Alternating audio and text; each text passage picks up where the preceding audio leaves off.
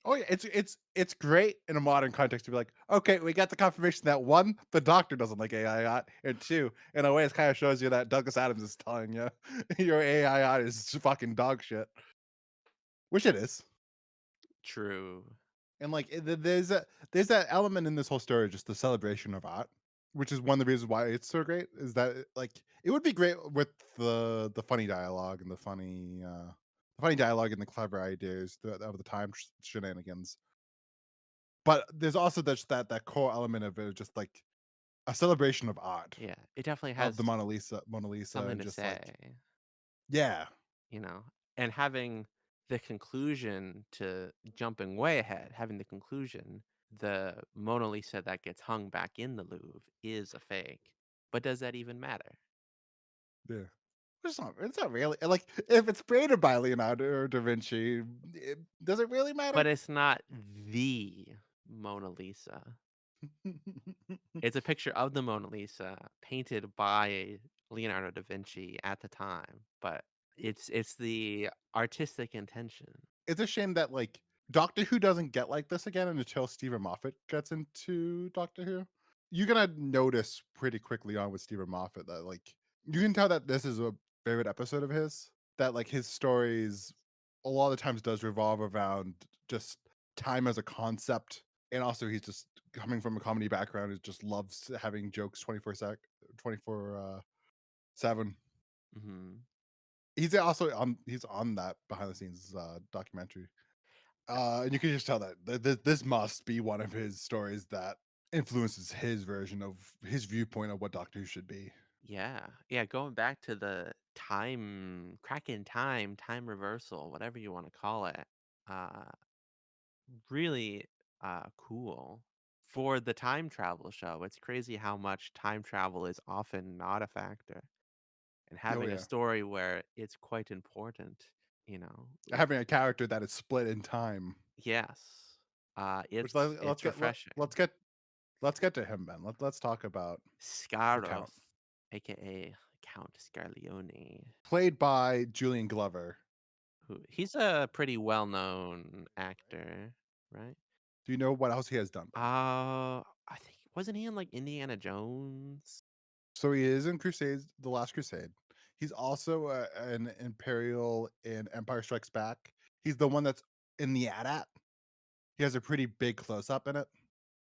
Mhm, Um, he's also in uh the Game of Thrones. He's Master Pycelle, which you haven't seen Game of Thrones, but that's a pretty big character in the show. mhm. So it's cool that he's still like working to that. And he's 90 years old. Jesus Christ. And he's still He's still he was in a movie kicking? called Todd just a couple of years ago. Wow, But just a great performance from him. absolutely.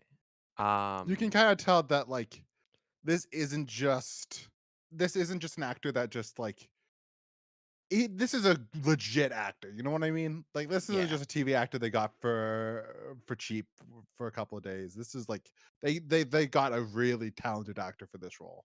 yeah, he's walking that line of it being, like, really evil and maniacal, but never, like, over the top.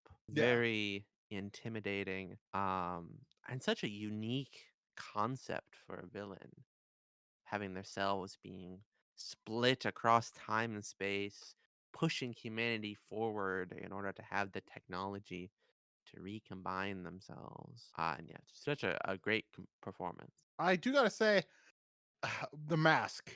Yeah, It's probably when we do get to the segment of where special effect, it probably is it in the story. I The was story is pretty much flawless except for that mask. Especially in part one's cliffhanger where he has the big close up, you can kind of see his nose in the mask. That's the big one big shame in the story. yeah, I was kind of racking my brain for like what's the worst special effects, and that probably is it. Anytime a couple times he takes off his human mask to reveal his real face, and that never, you know, the alien mask always kind of deforms in a way that only a mask would, and it's all right, but it's one flaw for sure in an otherwise almost perfect story. It's like what we talked about multiple times. It's always better when it's a prosthetic. When it's a full on mask, it just never looks fully right. No. But yeah, let's talk about this scene, right, man. Mhm. And a part two. I think you can make the case that like if you told me, all right, would show me the one scene that showcases why Tom Baker is the goat doctor.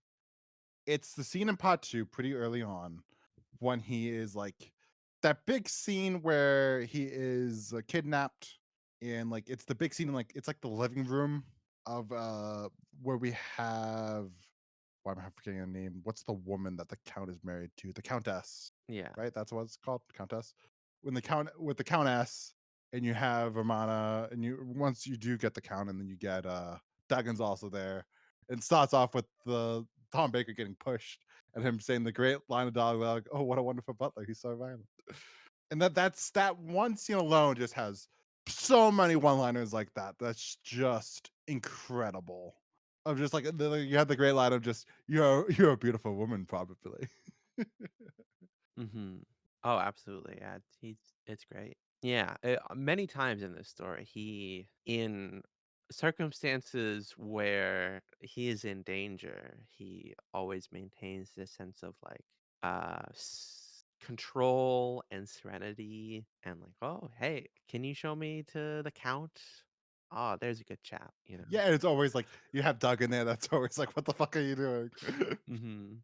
Which do you want to talk about Duggan? Oh, I would like nothing more than to talk about Duggan. I didn't care for him at first. But throughout this whole story, we have this running joke of him punching people and kicking down doors. And it keeps happening. And every time it happens, it's funnier than the last time. Culminating, of course, in I think that was possibly the most important punch in history. You know, very hairy coated. But Yeah. if he if he became a companion, I wouldn't have complained. He Oh brings no, such a unique energy to this trio. he's definitely in that long list, but he's probably top on the list of one-off characters that could have been a companion and could have been a great companion. And he's definitely up, like he's in the top shelf, or maybe even the toppest of the shelf of just like, God, it would have been a great companion, but also probably wouldn't have been good if unless it was written by Douglas Adams. But Probably. the way he's used in the story is just such a memorable one-off character. And like you do feel for him every single time you watch this story, and the doctor says, "Goodbye, Duggan."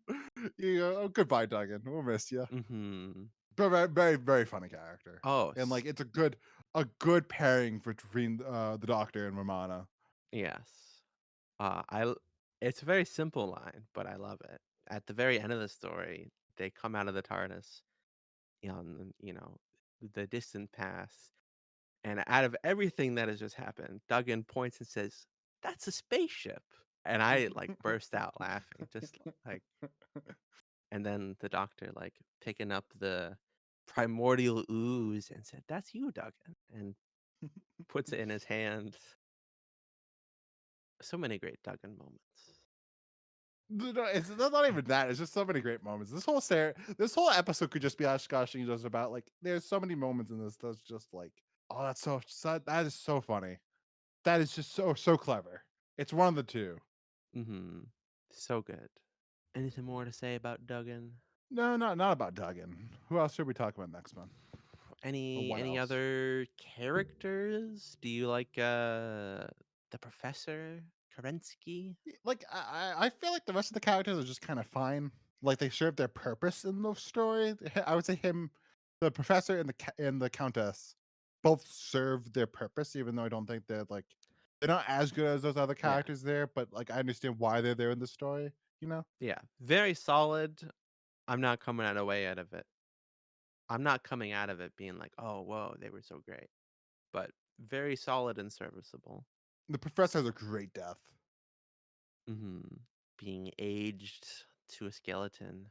Like fantastic. I kind of wish that we did get an example of someone getting turned into a baby.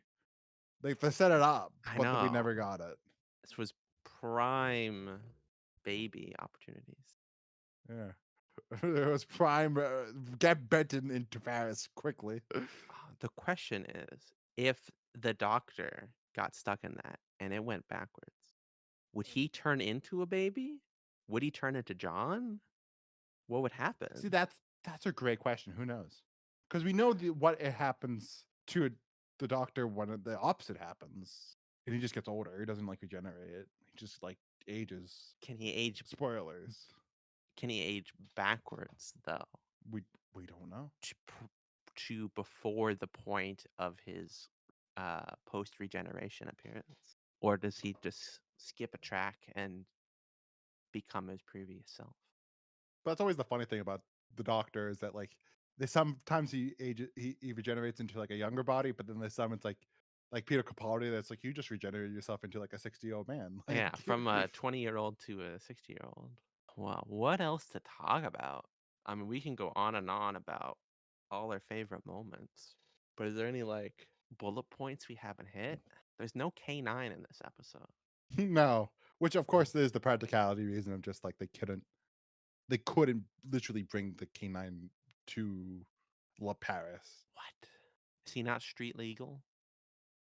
Well, like it would just cost too much money, and then they would have to also pay for the operator to come to Paris. I know the last one, uh, John Leeson was sick. Maybe he might still be have laryngitis. Well, I think he's done after this season is his last season he's not there's a point where he's no longer K9. Is it the rest of this season or is that next season? Uh, I think it's this season. I do not know. David Brearley voiced K9 for season 17 exclusively, and then John Okay. Leeson comes back. All right. And we had Roy Skilton give a cough last story, if that counts. But yeah, he has laryngitis, so he took this season off. But he'll be back for the last couple stories. Poor K9. Of course, there's a pretty big cameo in this story. Yes, we should talk Um, about that. are you a Of Monty Python fan? flying circus fame. I recognize the guy. I couldn't have told you the name. My father knew his name though. But yeah, it's John Cleese of Monty Python. Who of what Douglas Adams did write, I think, for Monty Python. So that's like the connection there. That's how they were able to get him. But it's a very funny joke. And I think it would be even funnier for the people in Britain at the time, not expecting Hmm. John Cleese to show up, and Having then them being like, "Oh him my god, it's John as Cleese." an art connoisseur debating the artistic qualities of the mundane police box. Which is again about the whole idea of just art being in the story, it being a central theme of the story of just what the art's importance, basically. Oh yeah, that was cool. If It was it very cool would and have, very funny. I would have gotten more out of it if I was a 20 something in 1979, but still cool. I don't know. Is there anything that we're missing that's really important to talk about? We talked about all the characters. The whole idea, like, we already gushed about this. The whole idea of just it being all about time and how that S- Scarif, is that the way how you're saying is pronounced? Scaroth Skaroth? or Scaroth? The fact that Scaroth is like split in time from all the he has like different versions of himself in time, and he's using that to his advantage by having Leonardo paint multiple Mona Lisas, and then they're gonna steal the Mona Lisa so they could sell it to the seven people. And then the doctor, of course, doing like the whole "this is a fake" thing on the Mona Lisas. It's all very clever, and I'll just like it's very fun to watch. Oh yeah. What do you think of? Again, like you already mentioned, it's a shame that the show didn't do more of this in the classic show. Of Yeah, course, it will do a lot more of this in the new show. I am looking forward to that. Um, oh, we have a couple instances that maybe it could be interesting to talk about of the doctor interacting with historical figures. He wrote the original screenplay draft for William Shakespeare for one of which them. I think is retconned in the new show because he meets William Shakespeare in the new show.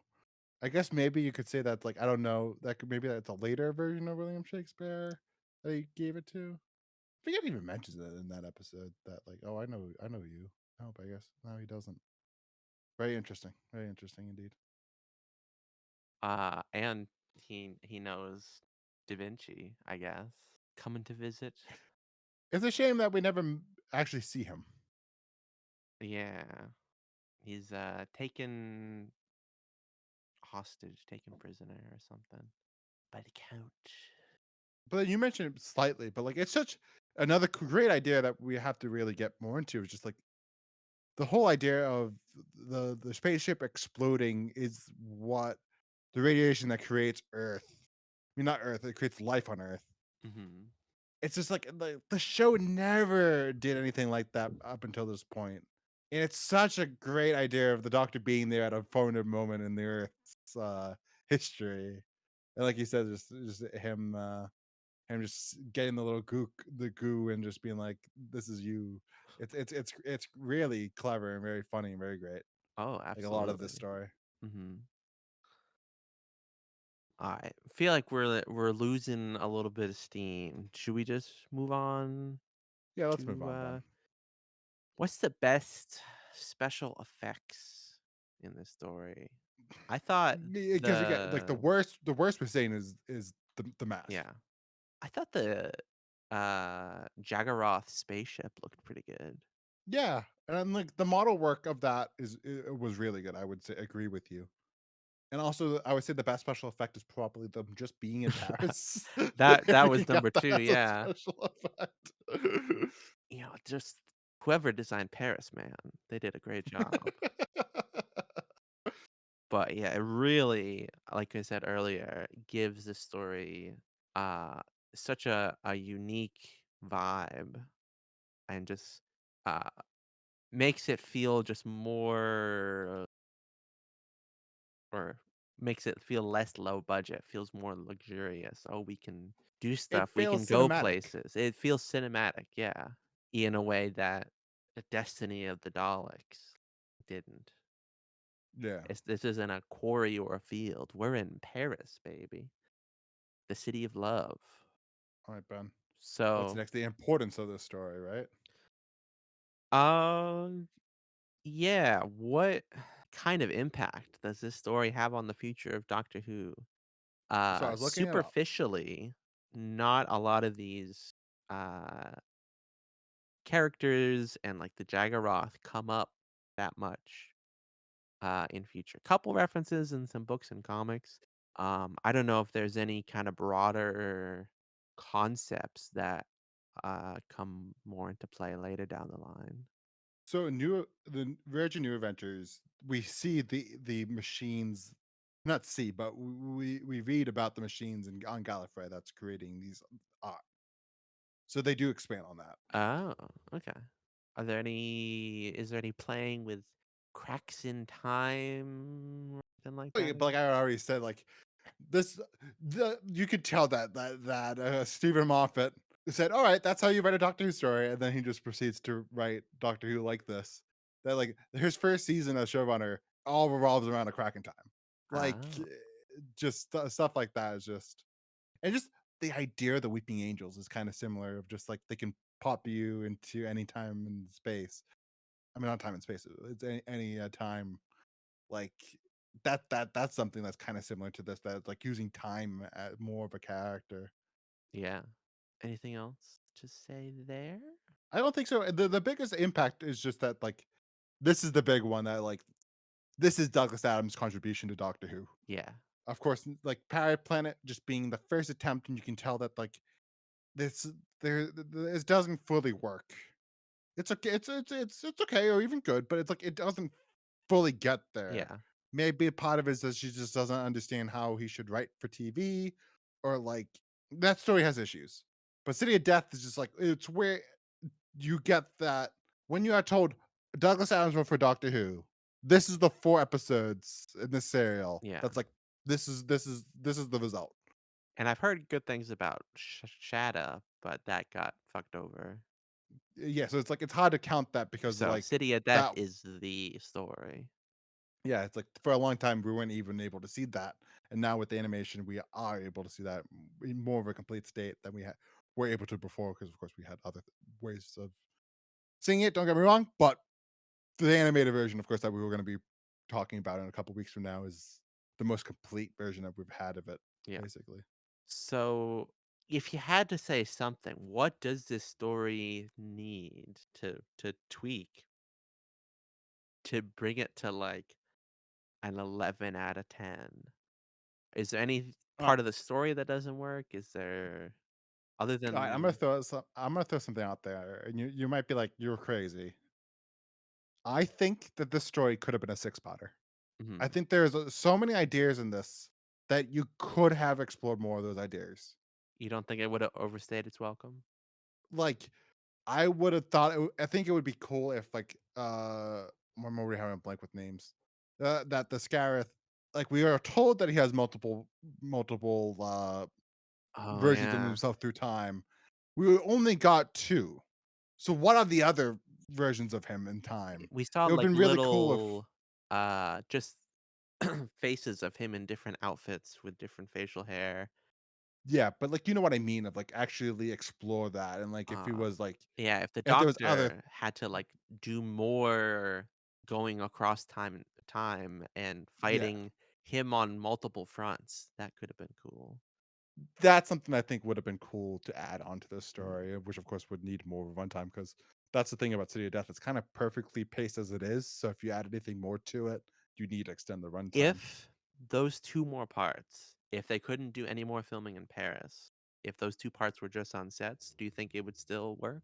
Oh yeah, because just because like the the reason why I say this is that the stuff in Italy works when they go back to Italy with and we meet why am I forgetting the name of the version of him that we meet in Italy?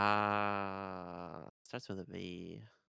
When we see Tancredi, that stuff works. That still is as engaging as the stuff True. in France and Paris. So it's Yeah. like, okay, what if we saw more of that? That I think that could have been cool. I also think that there's sometimes where maybe the story could have slowed down a bit. Like it's like again, it works perfectly here, but like you could have imagined a version where the Doctor and Romana and Duggan kind of like they just go throughout this whole story. There's not a long time that it's like, okay, let's breathe for a second. Yeah. Yeah, no, I think there's definitely a world where this is a six-parter, even like a season ender story, and it being as good or better. Imagine if we got this instead of Armageddon Factor. Oh, but then again, we got Shada, which I'm looking forward to. Hopefully Shada's gonna be good because I've never seen it. So Mhm. Well, Cam, is it time? Should we talk about cliffhangers? what are the cliffhangers, man? 1, Count Scarlione takes off his mask, revealing that he is a Jaggeroth. Ah, Uh, 2, the Doctor goes to visit Da Vinci in the 1500s, and Count Scarlione is also there. oh my god! And 3, Professor Kerensky is aged rapidly in the machine, turning into a skeleton as the Count watches, smiling. Oh no! What's the best one? Probably two. Yeah, I would agree with that. It does what I like cliffhangers to be. Not, "Oh, no, he's gonna shoot the doctor. How's he gonna get out of this one?" But a cliffhanger that changes Yeah, the nature of the story, and you go, "What the fuck? What does when it's that more of mean?" when it's more of a reveal or a twist, and Yeah, not just oh my god, how is the Doctor gonna get himself into the out of this one? yeah, I like cliffhangers that are like this way more. So 2 So even one is a solid cliffhanger for that as Oh, well. Of just definitely. like that gets you tuning in next week of like, oh, he's the guy from the beginning of the story? Mhm. 3, I think, is easily the weakest, but still not bad. Yeah. Really elevates the stakes. So, Cam, how would you rate this episode? It's a hard one. Is this Because better than Genesis? Is this I another think those 10 out of 10? I still think those people are insane. I think that Genesis is just a better story. Is Just this a because 9.9? one Genesis is a six potter and somehow still is. Well, I guess length doesn't matter, but like Genesis is a six potter and is still as good as it is. It's crazy that it's that good for being six pots. Um, it's kind of just like it's the two flavors of Doctor Who in a way. Even though they're both Tom Baker stories, it's like I don't really remember a joke in Genesis of the Daleks that's that memorable, at least. No, it's a lot more serious and dramatic. Where this is just a joke a second. So Yeah, it's Hinchcliffe versus Graham Williams and Douglas Adams. yeah, and I think I prefer Genesis. And now the question is, all right, do I prefer my second highest rated is Pyramids of Maj, which is a 9.5 I gave. I think I still prefer Pyramids of Maj even. I love Pyramids of Maj. So now do I prefer it more to Ock in Space? I prefer this to Ock in Space. But the issue here, Ben, the issue here, it's a similar one that we have done come across in the past. Where guess what, Ben? I read a story too low. Looking back on it, I'm looking at Seeds of Doom. I gave Seeds of Doom a 9.2. I should have gave that higher because I prefer Seeds of Doom to City of Death. Like Really? in the in because like I really warmed to Seeds of Doom. I'm kind of like, no, that is more like I would give it even now like a 9.5 even. Like I would rate it even higher. Like Yeah, I that's a thought great Seeds of Doom story. was an excellent story. Top 10 easily. Top 5 probably. So I think even though that I think I prefer Seeds of Doom, I'm still gonna say because I enjoy it more than Ark in Space, I'm gonna give it a 9.4. So I'm still very high on it, but I'm just not as high as some people. Mhm. So Ben, are you giving this a 10? Is this better than Genesis of the Daleks? Are you one of those people? I don't know. It's pretty damn close. I left intentionally left that spot open, and it feels suitably dramatic if I filled it now, and I think I will. I think this is a really great story. And Crazy. I think even just talking about it now, talking about why it's great has kind of elevated it in my mind even Yeah. more. And I feel like this episode hasn't been a great episode just because it's just been us gushing this whole this whole episode, and we really haven't gotten too much into it. Like that's what the thing that kind of sucks about some of these great stories is just It's like it's just hard to when there's stuff we can criticize and stuff where we can say, well, what if they did this? When it's just why did like they make that decision and why did they make that decision? Whose idea was this? when it's just like, what's your favorite moments? This is great, and this is great, and this is great. Is there a bad moment in this serial? Not really. Not that I can think This of. it doesn't have the clams or giant rat in it. This cereal. It doesn't have that one thing that you're like, oh, this pot. I'm thinking running through it. If I had to pick a point where I'm just kind of less interested, uh, maybe the count explaining to his staff how exactly he's gonna steal the Mona Lisa, I don't really care about. Mm, But I mean, that's like it's hardly even worth mentioning. yeah. All But right, Ben. yeah, the Doctor Who Magazine average always does a rating poll. between us is What 9.7. what does Doctor Who Magazine think in their fans? Well, they unsurprisingly they love it. In 2023, this was number 1 Beating beating Genesis the beating Daleks. Genesis. And it's gone up. In 2014 it was 2, in 2009 it was 4, in 1998 it's 5. So the brilliance of this story, it was great, but at this point in time, it's number 1, Well, dethroning Genesis the Daleks for the first time.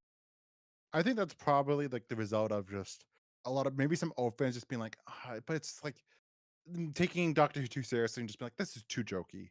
This is not what I want out of Doctor Who. I want Doctor Who to be more Philip Hinchcliffe out of Doctor Who. No, this isn't Hinchcliffe But I Doctor feel Who. like a lot of maybe more people, you know, who liked the Moffat or whatever stuff, looking backward, is getting a lot out of it. Maybe Oh, more definitely. than they do out of Genesis. That's why it's so high. But also, putting this out there, they ran another poll that same year, of the basically they said for fans to pick 3 of their favorite stories. It was like either 3 or 5 of their favorite stories. I think now I'm thinking about it, might be 5. And they were like, "All right, pick your 5 favorite stories, and we're gonna," and then that's gonna be like the top 10. And then but Genesis won in that poll. So Genesis was 3rd, while City of Death was 8 in that poll. So still, like, we're talking about the the 10 best of, like, over 300 episodes at this point, probably even Yeah, more than that now.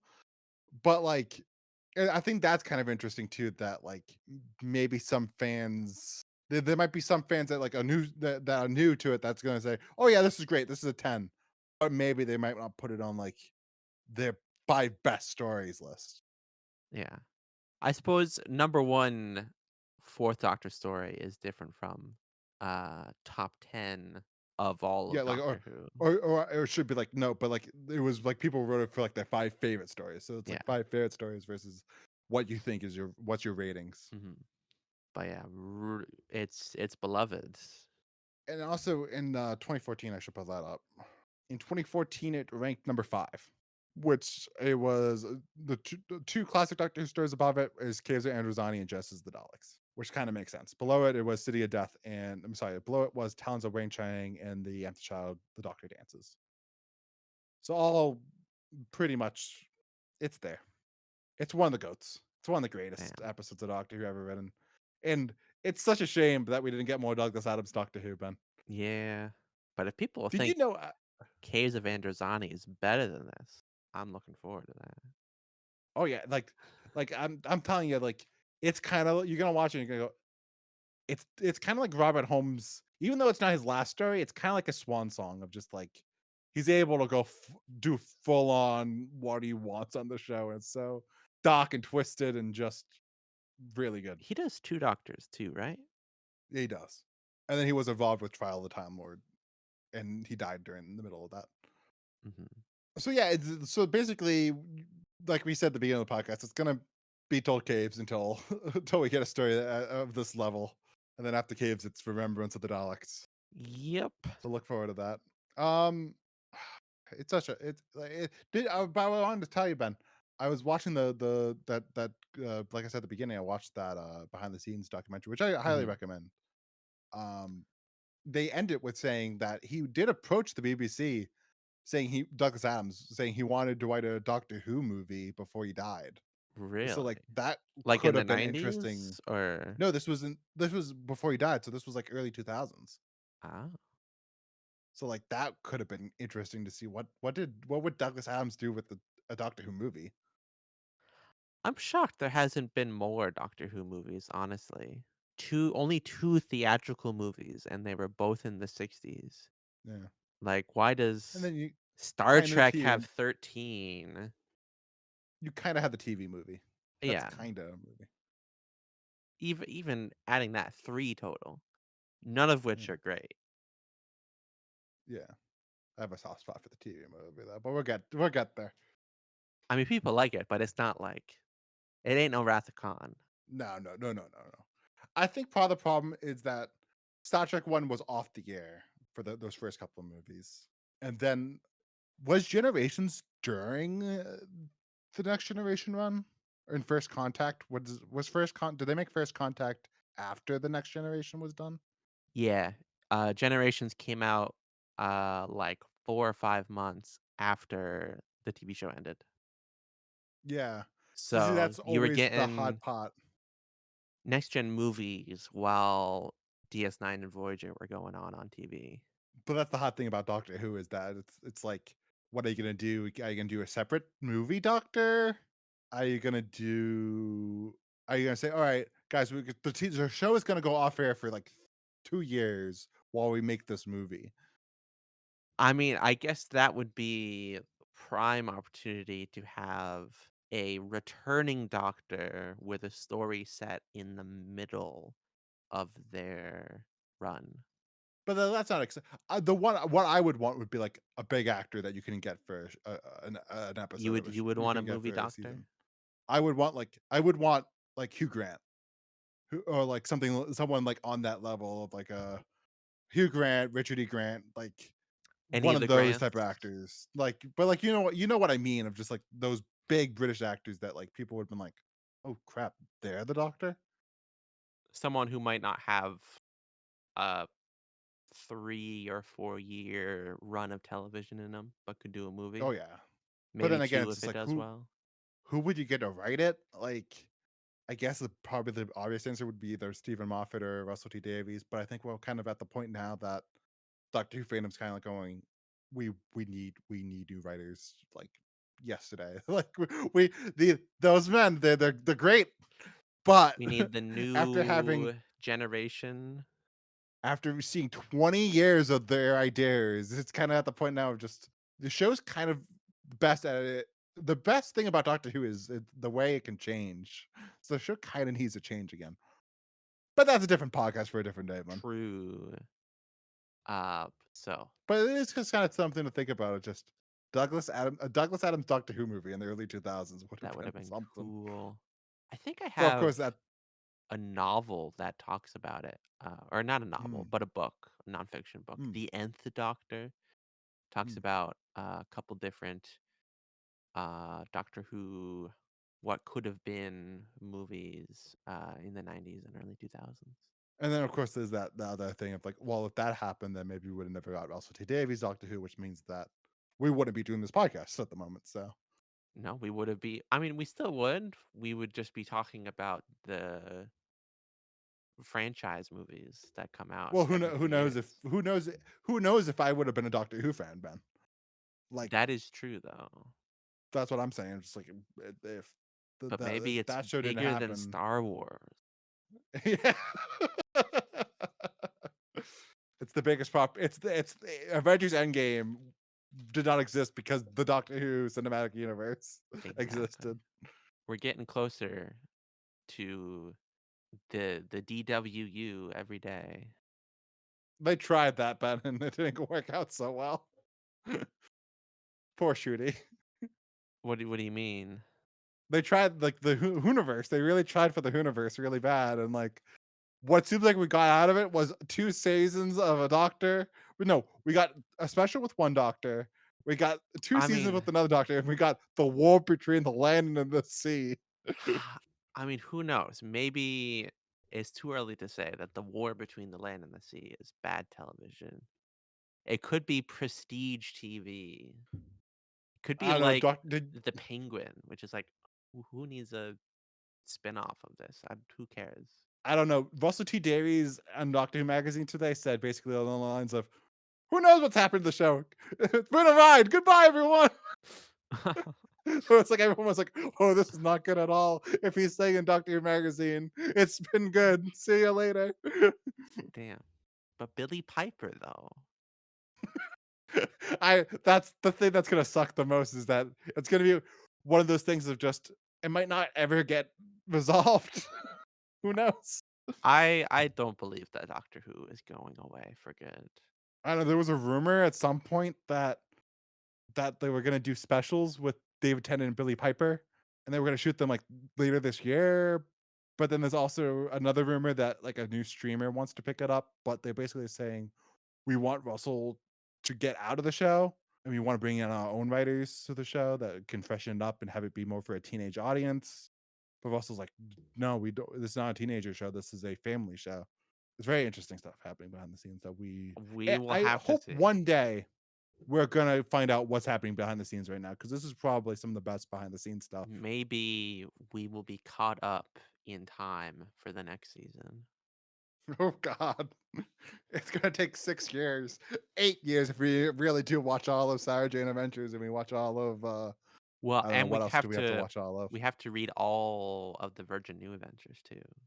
Don't forget. Oh yeah, and then don't forget we have to do the CBBC. No, it's CB's preschool Doctor Who show. Oh yeah. I mean, of course. We have to watch it all in order. Cam, I will not hesitate to watch the CBeebies Doctor Who show. I don't think you are, Ben. You haven't watched whatever the preschool Star Wars show is that's on Disney Plus. I mm, Look, I've talked to you about how I wanna do a Star Wars podcast. I put Young Jedi Adventures on that list in a couple chunks because there's like 100 episodes of it because it's 11 episode or 11-minute long episodes for preschoolers. We will have a 5-hour discussion about Young Jedi Adventures Season 1, Part 1. God, it made me fucking cry this week. It's so beautiful. But anyway, see the death. Not see the death. See the death. The City city of of death. Death, it's great. Thank you so much for tuning in, and be sure to tune in next week for The Creature from the Pit, a Got a story good feeling about this one, that Ben. is probably not as good as Seed of Death, I don't know, Ben. but, Let's be open minded here. open mind. It Have could a be great. It could be. We might come out and be like, "Shit, this is better than City of Death." Do you think there's gonna be a story that we're gonna say, "Wow, this is really crazy underrated." I This feel has like like a the closest we have to that is Invasion of the Dinosaurs. Where I don't know about you, but I kind of went into it with low expectations, being like, "Oh god, this is gonna be awful." Oh, And yeah. I came out of it being like, "That was actually really good."